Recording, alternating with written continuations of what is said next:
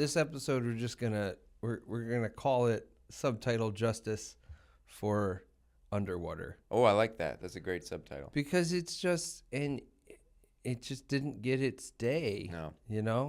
Well, it came out. release, Came out truncated. February, March, something of 2020. It came out right peak. Right in the sweet spot. Yeah. Yeah, peak world change. Yeah.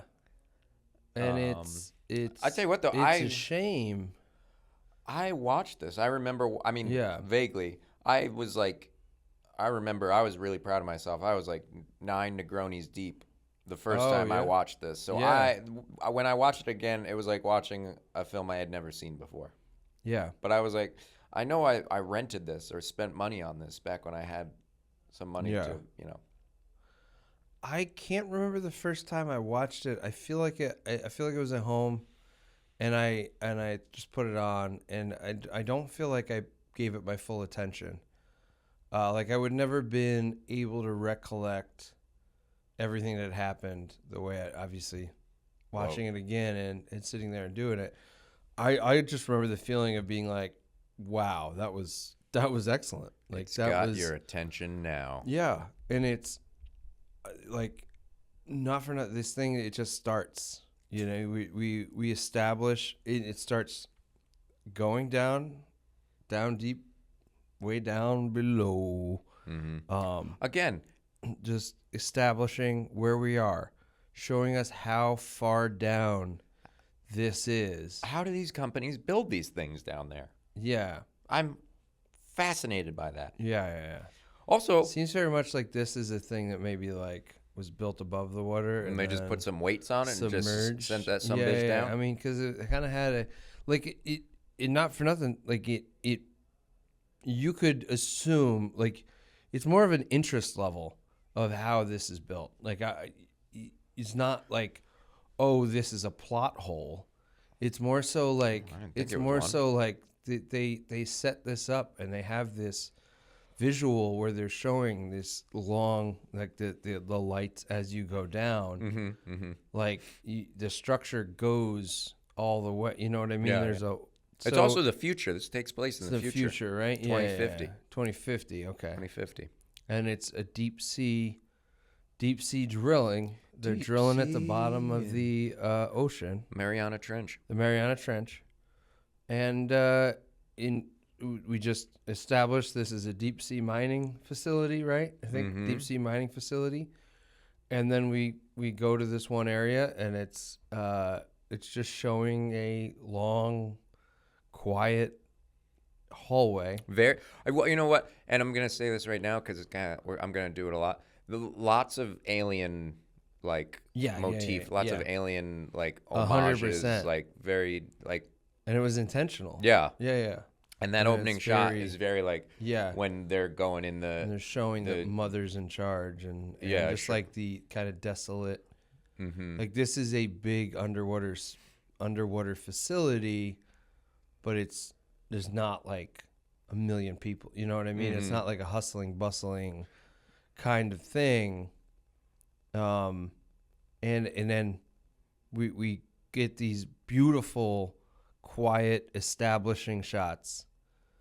And then we're introduced to our character, the one we're going to follow basically throughout this entire thing. We call that a main character. Character, yeah. The protagonist. Yeah. I understand. Well, I'm just saying, I read the wiki. I just, I want to use some words I learned. Wikipedia. Yeah. I'm just saying, I'm emotional. I'm going on an emotional journey, not a not a literal fact-finding mission. Yeah. And it's Kristen Stewart and phenomenal. Yeah. Like just to dabble in that, she kills it.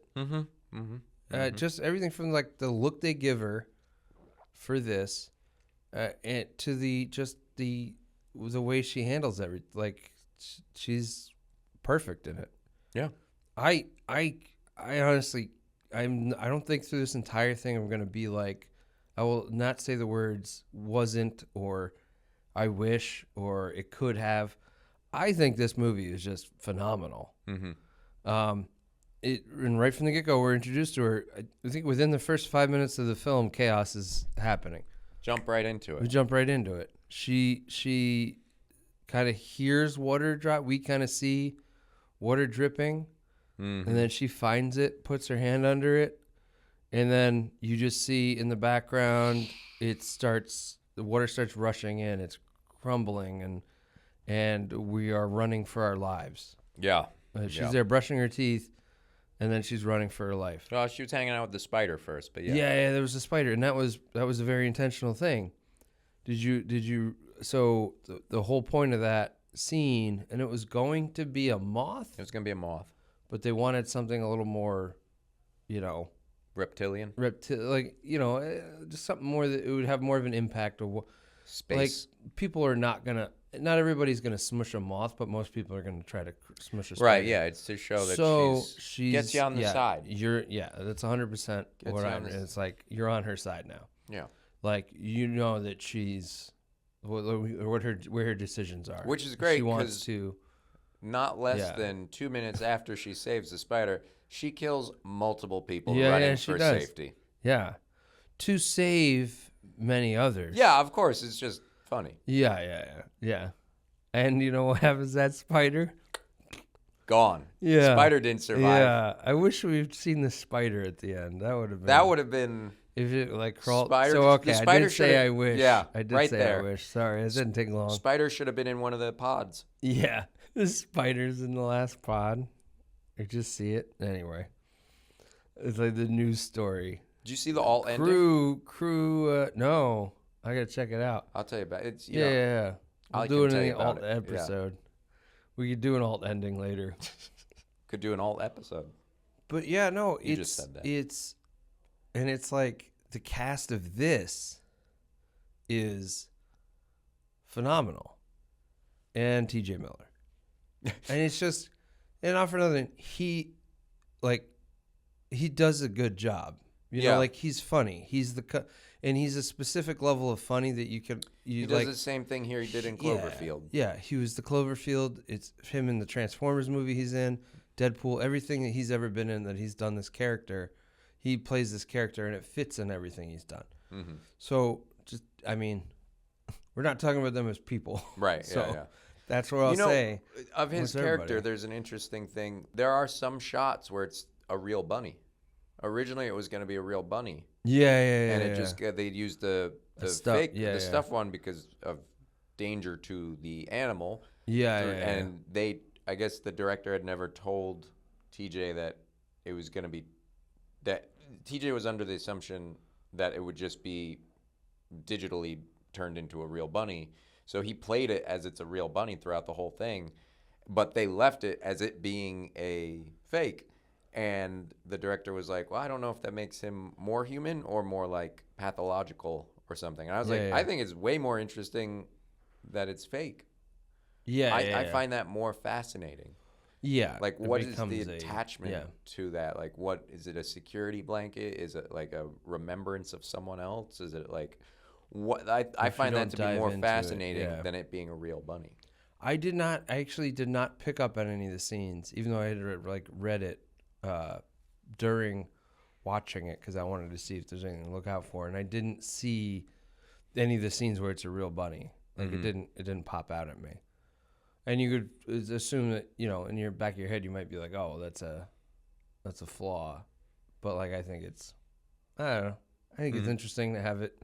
Sometimes it's almost like the perception. That changes perception. And but yeah, so and just to go to it, the director or the writer. I don't know. We're gonna find out. Do you know who it is? It's Brian Eubanks. Yeah. And he did Love and Monsters. Oh, we've already done an episode on it. Sorry. Hold on. Directed by William Eubank. So I've combined these two people. Oh, so you're a liar. So directed by William Eubank, who's done stuff, and he's great. Brian Duffield. Brian Duffield, who also did Love and Monsters. Which we've done an episode on. Also has done which I'm curious to watch now, and maybe it might pop up. We'll do an episode of is No One Will Save You. That's the. I'm well aware of that. It's a completely silent movie. is that Caitlin Devers in the house by herself. She's a mute, and the aliens. Oh, the alien. Yeah, I saw that. Surviving. Yeah. Yeah, so he wrote that as well. Oh, yeah. And it kind of like setting wise, obviously, there's very different movies. Mm-hmm. That one less so from this. I'm assuming. The stuck in it versus that underwater one, versus stuck in the middle of the house. I mean, that one takes place on land. Yeah, I understand with home. the isolation kind of concept and the darker context. There's there's grass. I'm saying maybe Love and Monsters. And anyway, we like space aliens. We like Brian Duffield. Well, I guess spoiler alert. Father of the. This is also a space creature entity. Assumingly so, space. Yeah. Well, I mean, ethereal dimensional. Ethereal dimensional. Yeah. Yeah, we'll go with that. Interdimensional. Yeah. Very Lovecraft. Lovecraftian. What's the company called? HP. No. Hewlett Packard. It's got Tian. Tian. Lovecraftian. I wonder if that's why. Yeah. That's or I interesting. mean, Tian's also like. Did you know there's a Wayland Yutani? What's his face? The captain has a shirt or the arm sling he's wearing. Yes. Something says Wayland Yutani. Yeah. The company. From Alien. Yeah, the company. From Aliens. Alien. But that other movie, she's younger. She likes to make stuff in the house. Okay. And then it's stuff's going on. So I will check it out. The aliens more personable sides. More want to watch it now than not knowing. But there's a sheriff. There's a sheriff. Okay, great.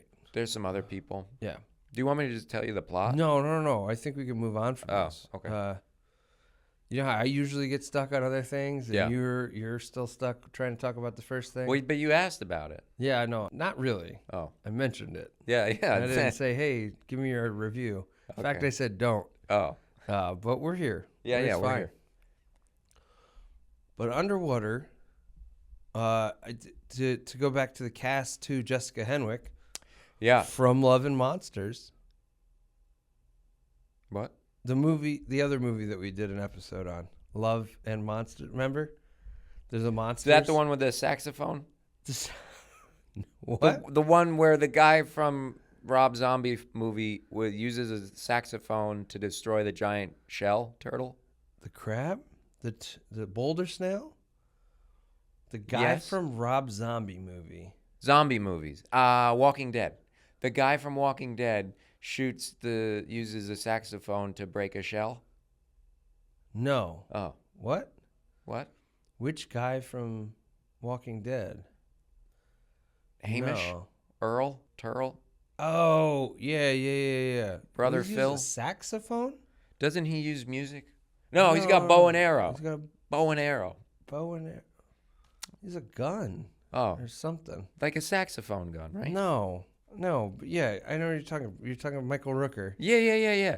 He uses the shirt and puts it into the boulder. Yeah. The smell of this thing. That's why I was freaking saying. He doesn't use it or anything. He just puts the shirt in it so that the big son of a bitch. Big son of a bitch.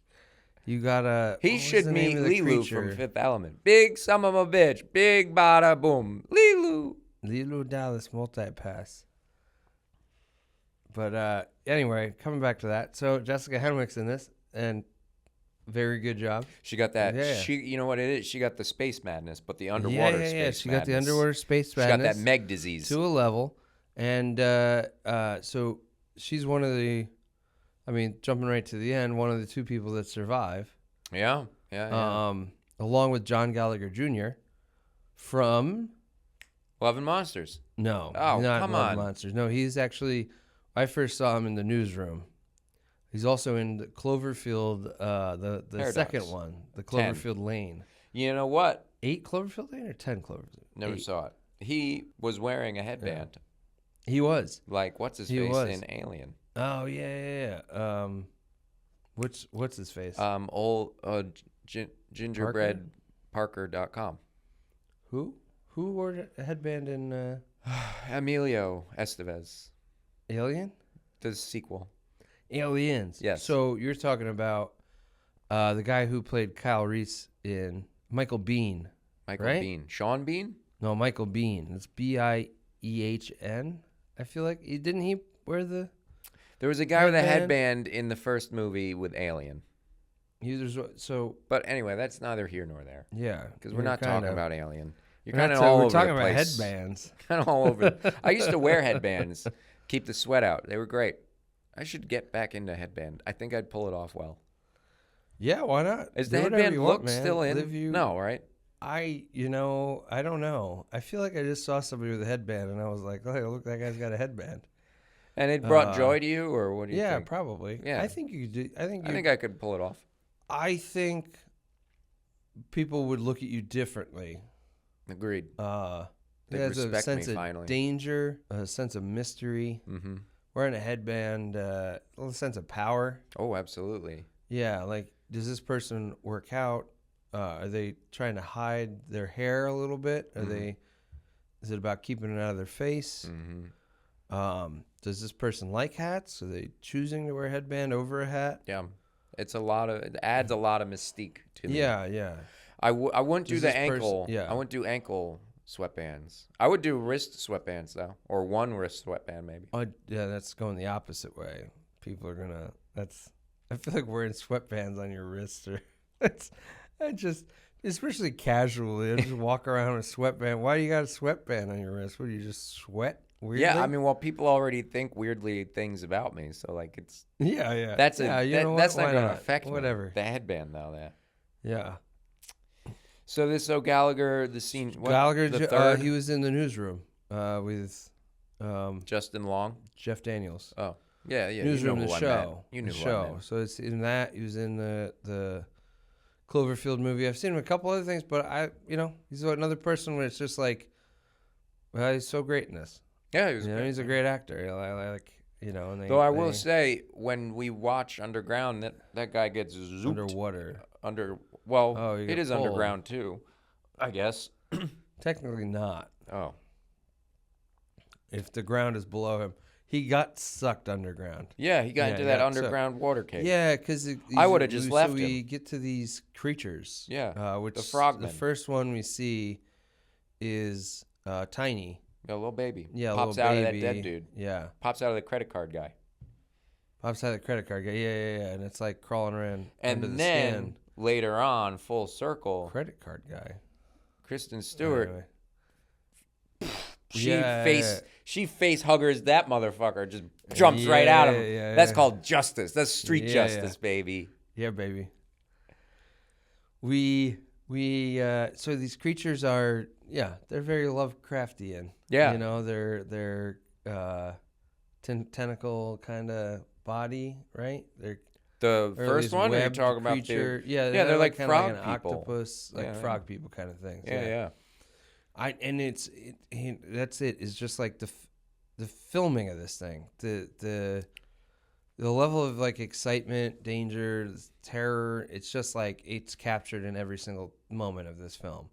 It's like they're showing lights out to see where these creatures are, and the lights are flashing back at them. Mm-hmm. It's just so.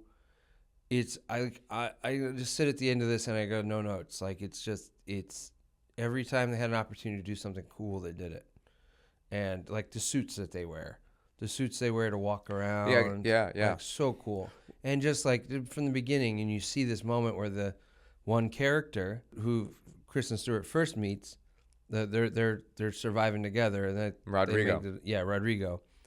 And that actor was in Jurassic Park Dominion. I remembered him from that. Not a great movie. Are they still doing that pizza deal? Maybe. I don't know. Okay. But what the hell? What? What? I don't know. That's fine. We're gonna keep going. Nope. As we should. Nope. No speed bumps today, baby. But he picks up. He's got two that helmets great moment. And he sees one that has like a little crack in it, right? Yeah, he's got two helmets. He gives the good one to Kristen Stewart because he's got the two. Yeah. So he had to make that choice. I thought he only had the one, but that's also a good point. If he had two, then it's much more. Well, because he wore the one with the crack. Yeah, and then yeah, when yeah, the yeah. pressure I happened, gotta tell you, it that started happened. cracking, and then it just smooshed his face. You know what we should do for an episode? He's not going to be in Rush Hour 3. No, he is not. We should do a memorial, Oscar style, for all these characters that die from their helmet imploding. Yeah, because there are a lot of these. Yeah. There are a lot of these fellas and fellettes. Yeah. What's the fillets? Yeah. Fillets. So that's, and he's the first one. Well, they die in the way she gets them. The way she collects them, that's how the way they go out. Oh, wow. That's interesting. I believe so. No. She collects Rodrigo. He goes out first. Then they meet T.J. Miller. Then he goes. I thought. Oh, then they find the captain. Then he goes. Then they get the last two. And they don't go. There wasn't anybody else, right? That was it? Well, they met that dead lady. She said her hands were still warm. Oh, yeah. But she was already dead, so I don't know what her name was. She didn't. And credit card guy, but he was also already dead. Also good juju. Yeah. But yeah, she did a good job with that one. They did a good job throwing the exposition, like just enough for us to care about each character. Like personal things about everybody that we didn't need to. Like why. First off, the two that survive are together in it. Yeah, and yeah. But like she lost her fiance, and we find out the captain was played by Vince Cassell, who is also really great. Mm-hmm. Does a great job. Mm-hmm. But he lost his daughter because he misspeaks earlier. He says he misspeaks and says that she's 14. I have a big theory. I'll tell you in a little bit. Oh yeah. Yeah. And then so it's just like in the choices people make, like no, you deserve to survive. I'm gonna sacrifice. A lot of people are just trying to sacrifice themselves. That's that's sacrificing other people too.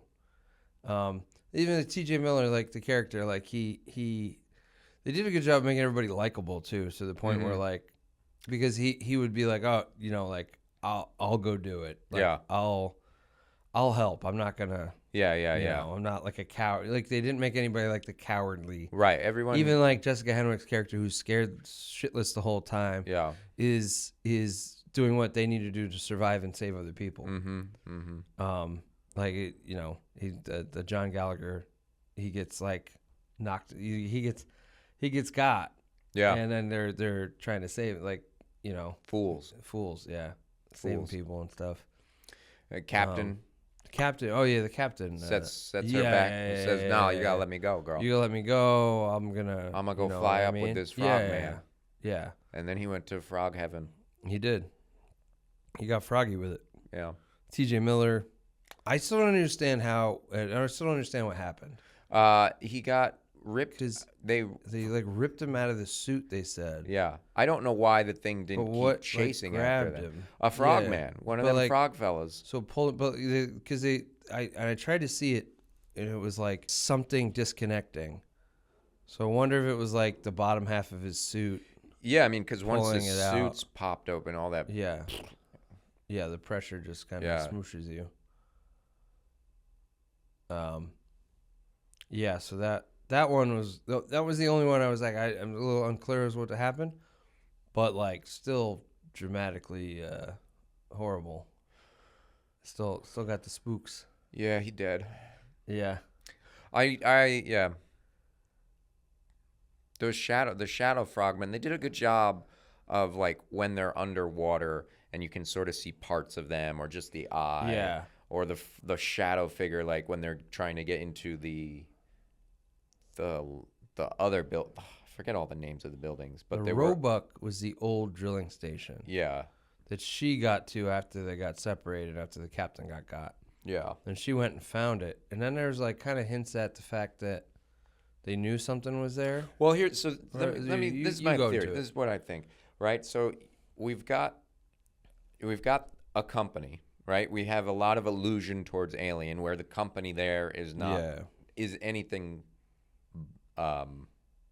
Not nefarious, and it's this captain who's got a 14-year-old, his daughter died, right? And when she opens the captain's locker, we see that typical crazy red line string to the center of where they were drilling. And it looks like when she closes it, it looks like there's like other drawings of like creature type things. Yeah. So my theory, and then Tian, the company, also I wrote it down. They keep having, all these like slogans going on, like while they're, in the background as they're running, and they have the TVs and stuff they're all playing. Yeah. And their slogan is, we have big things in store for you.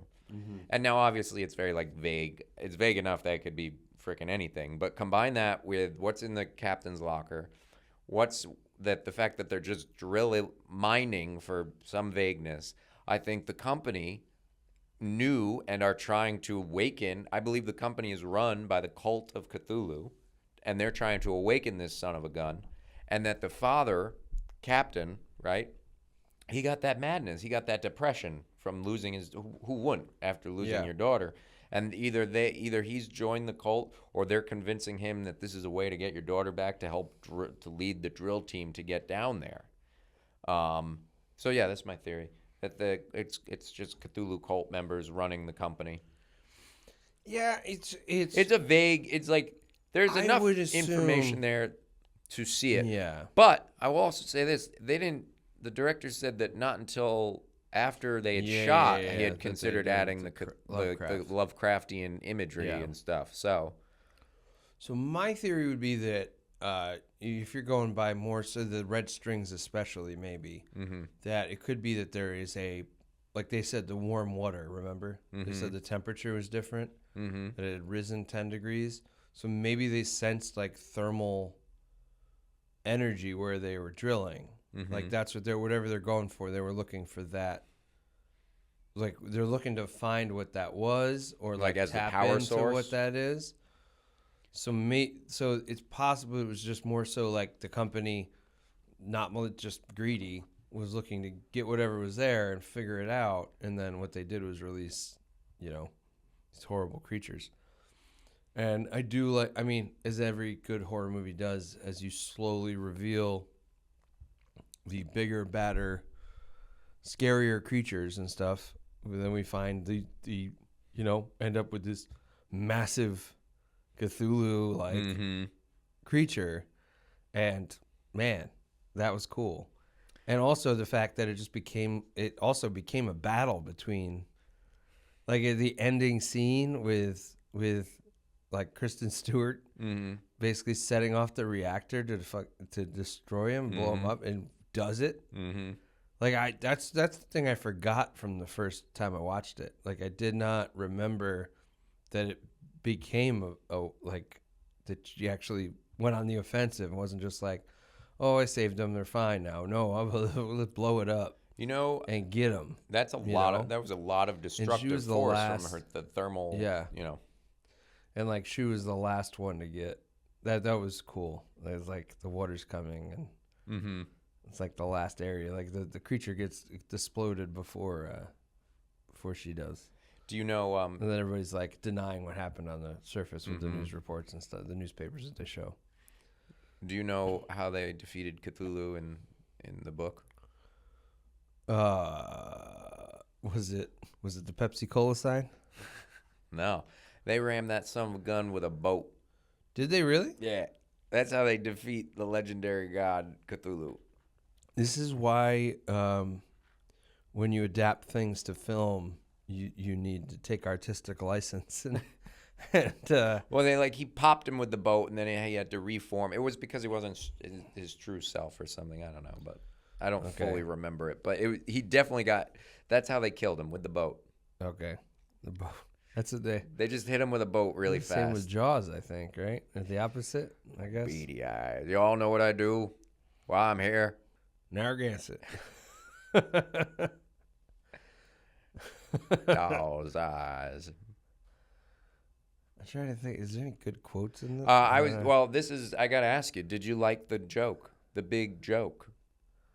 Yeah, the joke he said? Yeah. Is that, for what was it? You remember it? I do remember it. Okay. What did the fish scream when he ran into the brick wall. Damn. Yeah. Yeah. That's funny. I knew you would like it. I knew that was going to be for you. What is it? You'd say the same joke every single time. You'd say, have a new joke, and they'd say the same joke. And R.I.P. that guy, whoever that is. I believe it was Rodrigo, yeah. Oh, okay. That's funny. Yeah. What was the other thing? That they revealed later on, too, Kristen Stewart's fiance was best friends with John Gallagher Jr.'s character, Smith. He's like, oh, I'm surprised you never mentioned it. Whatever. But that was interesting to look the personal connections people had, but without really knowing the truth about each other, it being revealed in the midst of running for your life underwater. I mean, it definitely felt like a disaster movie, like in line with Volcano. Yeah, and, for sure. What's the one where the Holland Tunnel explodes with Sly Stallone? Demolition Man? No. Is it not? Is not another movie called just Demolition Man? Yeah, that's the one where he's the Demolition Man. But I'm it's just him saying, and Wesley Snipes, right? Is it not a movie called Demolition or something? I don't know. Is it called Bridge? Maybe it's called Bridge and Tunnel. Oh, maybe called Tunnel. Maybe it's called Tunnel. Maybe Tunnel. Yeah, but it felt like one of those. You know, it felt like it throttled the line like between horror, monster flick, and Volcano. Yeah. I mean, it was like we said too, very Alien, but it's as if if you were stuck outside the space station, like if you couldn't get out of the space station without, I don't know. You're out in space and the alien's still getting you because of the water. In space, no one can hear you scream. It's underwater, nobody can hear you scream either, unless they're mic'd up with you. Yeah. I did I really thought the suits were really cool. They were cool. I didn't understand when Kristen Stewart was like, "Well, I'm the smallest. I can get in there." I understand. Yeah. Aren't they all? I guess it's a personal size suit. I don't know. Yeah, I didn't understand that part. Yeah. Let me go first. I'll see, and then you're. And then they all fit, which that's what she was checking, obviously, but it's the same size. Yeah. Yeah, it doesn't. Yeah. No. Anyway, that one. Unless it is like there is a small suit or anything like that, but it still doesn't really. Yeah, can't fix that one. Nope. Can't fix that in post. Nope. They didn't. And they didn't need to. Too strong. That's a real bunny there. I'll tell you right now, you don't need to watch it. The alt ending. What is the alt ending? Yeah, talk to me about the alt ending. She lives. She lives? How? The other pod she sort of fixes. She gets into the whole. She kind of goes into a little bit of the monologue that she said in the beginning about how she's like not a half glass full kind of girl, and she's like, and she re-says something that she had said at the beginning, like instead of thinking it's time to do or something like along those lines. And so she hot wires the escape pod, and she blasts off as she sets the thing to self-destruct. Yeah, I actually think the ending they put in is the stronger ending. The sacrifice, because it's a concurrent theme, and to think that you can conveniently fix something and it actually starts working. You know what I mean? Mm-hmm, mm-hmm. I would almost think that. No, I think the conscious choice to be like, yeah, no, we're good. Get in the suit, and she punches her in the face. Yeah, you couldn't do that with Liam. Yeah. That was awesome. You can't get in there, boom, and you can't do that if that was I don't know, Chris Hemsworth as the lead.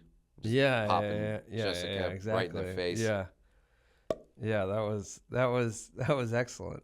Get in, no pop, get in. And the one thing I worried about, she wasn't buckled in. She never buckled in. She didn't need to. I also didn't understand how he got buckled in. Yeah, but that's because he was injured. I guess. I didn't understand how they could ascend that quickly without pressure issues, comparatively so to. I also don't know how like lungs work. Like my lungs stutter a lot. Like sometimes if I twist wrong, I go. They spaz, and I gotta get that checked out. But like when you're underwater deep, like they're always talking about how you have to like.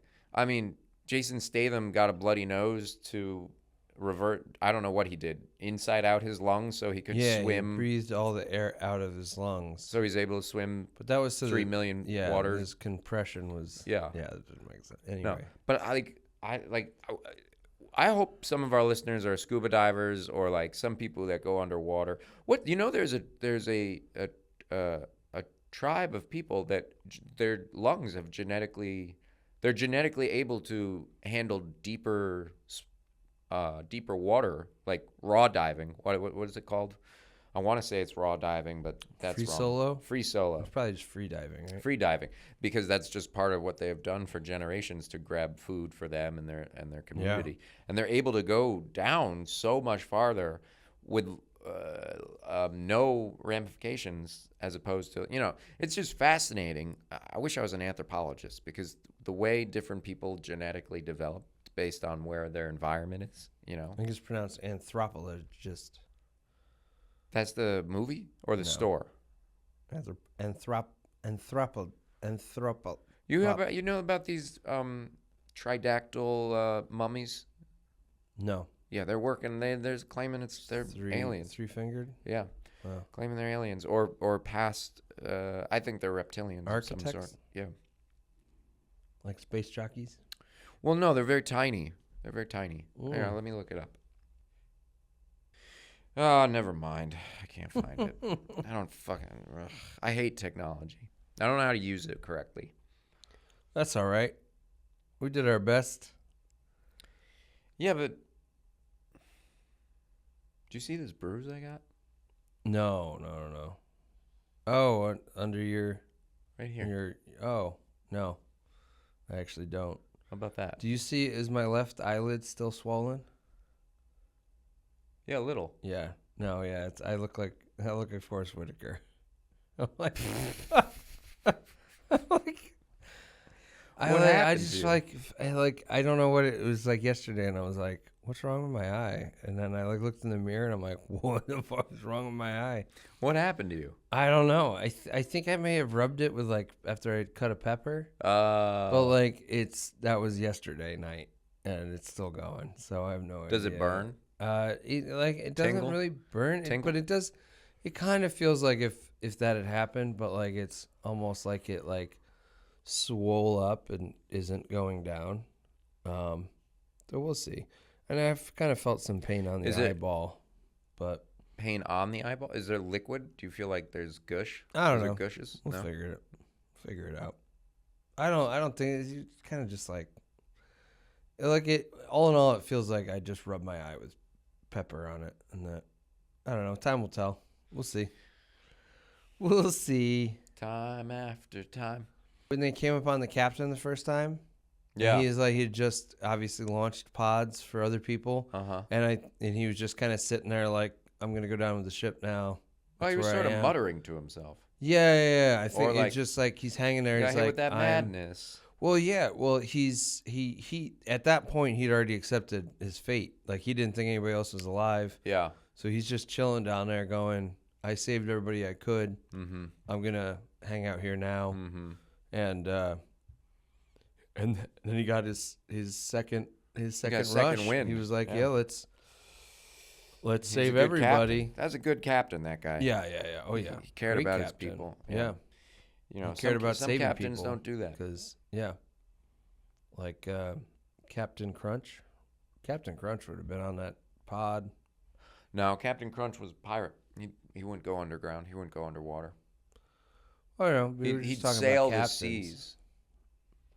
Yeah, but he'd leave his people at port and sail away without him if he had to save himself. He's a pushover. I don't know. What? He's really an admiral, right? That's the whole concept. I think Admiral Backar. Really What's his name? Bucktooth? Oh, I don't know. Admiral. I don't know. It's a trap fella. What? A trap fella? It's a trap. Akbar. Yeah, Admiral Akbar. Admiral Akbar. It's a trap. I can't believe he's dead. Admiral Akbar? Yeah. I can't believe Leia lived and then didn't. Oh, dang. Leia to rest. And then, yeah, woof. Underwater, for me, fantastic. I love movies, and it's like this is one of the it's movies like this where like I love doing these episodes on talking to you about, because it's very much it's like justice for underwater. It's you know, they're movies that everybody should see. Mm-hmm. You know, they didn't get the time in the sun they deserved. Yeah, they didn't get their 15 minutes. Especially that year 2020, man, it really killed a lot of movies. Yeah. Among other things. Yeah. Yeah. And it's really awful. Like this one lost money. I think the budget was like 60 or 70 million. And it made 40. It's a shame. I wish it had at least broken even. Like I said, I want to check out that other one. With aliens, but I'm excited for what the No One Will Save You, the alien movie we talked about earlier, and the mute. She's mute, and the same thing that this person wrote. Yeah, the same writer. But that takes place so that's in a the house. excitement. I understand, JJ. I'm saying I'm looking forward to seeing that, and anything else that this guy's got going on, because so far I've liked Love and Monsters. I've liked this. What else we got? The silent He one. was a producer on Cocaine Bear, so that's exciting. Upcoming projects: Crumble. Is that this? No, I have no idea what that's about. Whale Fall. Your Bridesmaid is a Bitch. Vivian hasn't been herself lately, and The Thief. So these are all things he's working on. That's a long title. Vivian hasn't been herself, and The Thief. Oh no, The Thief is a separate movie. Oh, but you knew that. No, I didn't. Why would I know that? Figured it out. How could I have known that? I didn't look up the IMDb's. IMDb's. IMD. The databosses. IMDb. So this was just a fun dive into this movie that. And it obviously, if you listen to recent episodes, I guess there's a lot more to say when there's more to say. Like, if it's a bad movie, it's easier to shred it up. I feel like we've done a lot of alien stuff this season. We have. We have a very, and I would not classify this as alien. Well, yeah, I guess I wouldn't. I would classify this as sci-fi. We do a lot of aliens. We tend to. Like, I feel like we market the fantasy in there too, but we don't really hit that genre too much. Maybe we'll fix that. We'll fix that tomorrow. Yeah, on the next exciting episode of Can We Geek About? How many underwater drilling sites out of 14 would you give this? Nice. You know, I would give it 13. I think, truthfully, I would have enjoyed a little bit more, like The Void, right? That movie, The Void. Like, weird, creepy shit's happening, and, like, as we go, that one's different. Obviously, it's different genre. They're doing different stuff, but I liked how this cult stuff kind of, like, started to slowly seep into that one. And I kind of wish that maybe it's just me, but I kind of wish there would have been a little bit more of that implication to this. Like, they're all on that job, and like I said in my theory, like, I really wish there was like a little bit more to hint at that. Like a cult, the cult members are high up in the company. They're trying to get this going. I think that's a completely different movie. That's the whole thing. It is a completely different movie, because then you start having it be malicious intent of this happening and this thing. Well, why does that change the movie? What does that change? I also don't need. I don't need someone. I don't need to see a video of the. I don't need to see a video of the owner of the company going, "This is my plan." Yeah, I like that it's people trying to survive from the beginning right up until the end. And they'd still be doing the same thing. I understand, but like if you're adding aspects of, like, if I did need that, I mean, just we're having a lively discourse here where I think that if you were to add an aspect of that, then you would want a little bit more context to that. You would want scenes of like, okay, well, why? Who are these people? When did this happen? How long has this drill site been active? As opposed to like, let's just do this thing. Like, let's make this an ever-evolving, we're picking up extra people, they're dying off, and we're racing for survival and on the bottom of the ocean. I personally, I'm not, like, I'm just going to say no point in this movie did I really need anything else. So I'd say 14 out of 14. Perfect movie. Perfect movie. Underwater. Justice for Underwater. Justice for Underwater. Let it live in the annals of time as a perfect, wonderful creation. Wow.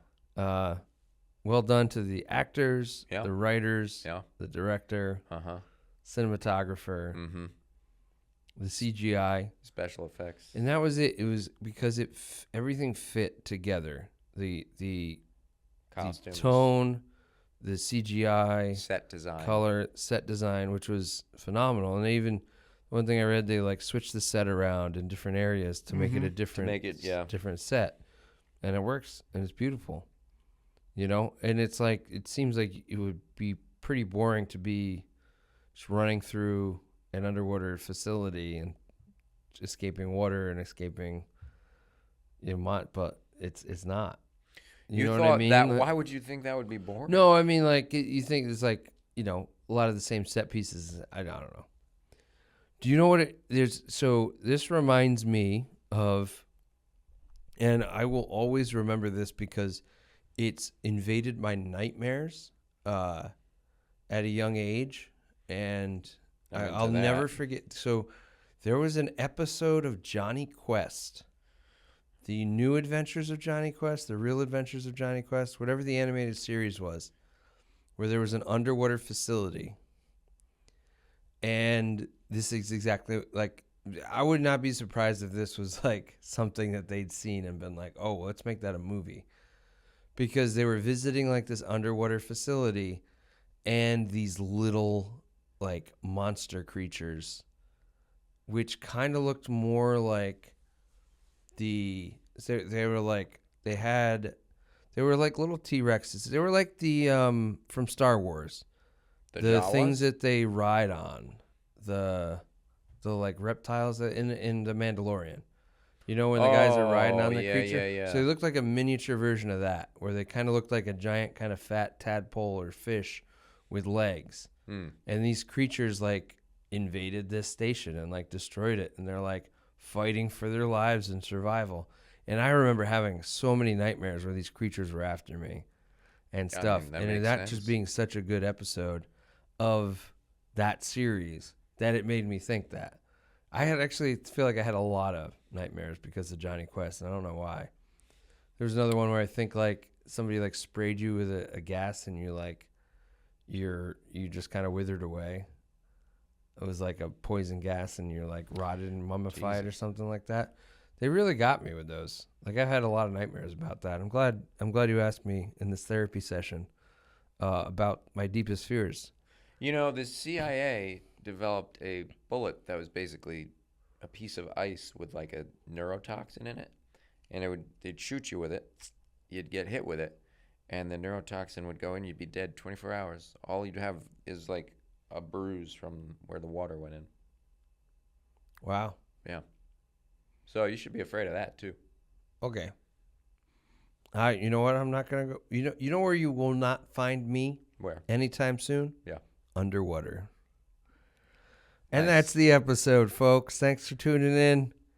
We've got a very special next episode for you. We have no idea what it's going to be yet. It's very special, though. We just kind of plan these things.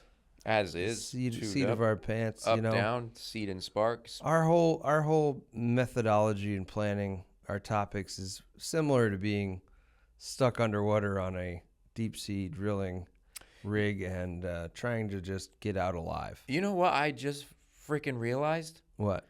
Why a baker's dozen has 13. Why? In case one is bad. Yes. Actually, there's more to it. You asked the right person about this. See? There's multiple thoughts on it. That is the main reason. Another one is that there was heavy punishments, including beatings. I feel like it was just beatings, but also probably, the rough law. But whoever it was, like some kings, over people that sold things, like bakers, obviously, in this sense, if you were to gyp a customer, it was very much like all about value. So if you were to shortchange somebody, let's say the bread was smaller than expected, and this person was like, I paid him for 12 and he gave me 11 and a little one. Yeah. Stuff like that. So it was like, let's make give him an extra to make sure we don't get beat for questionable practices. Interesting. Yeah. I respect that. Yeah, it's a baker's dozen. Yeah. Thank you again. Thank you, Brian Duffield. Keep it up. Is he a producer on this? He wrote it. Oh. Brian Duffield. Did I do it again? No, Duffield. Nailed it. Let's make a splash. Ba-ba-bam.